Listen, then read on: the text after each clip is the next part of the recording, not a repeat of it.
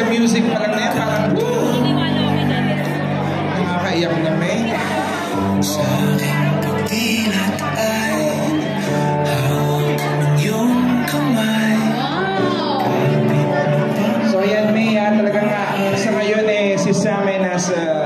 So excited ako. Betong talagang first time kong makikita ng personal si Sam Milby. That's right. Oo, May, talaga ako rin sobrang excited na makita yung tambalan nilang tatlo. Oo. At na-excited ako sa kanyang role dito. Roll or roll? Roll dito dahil, wow! Oh! Starstruck! Wow! Hi. How are you? I'm good. I'm excited.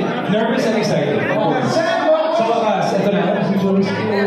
I'm very excited, but I want to thank sa lahat ng fans na nandito ngayon to support our premiere night. Thank you so much for coming here. Super appreciated sa mga Sam buddies, everyone, my pamangkins here. Yeah, family, friends, thank you.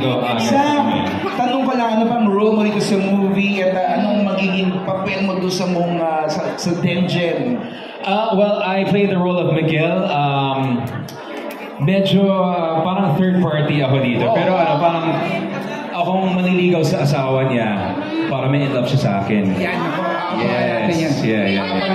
Actually, ang interesting ng role mo dahil mag-asawa na sila pero papasok ka pa rin sa buhay nila. Yes, yun ang gusto ng role ni dapat sa buhay mo na lang ka pumasok.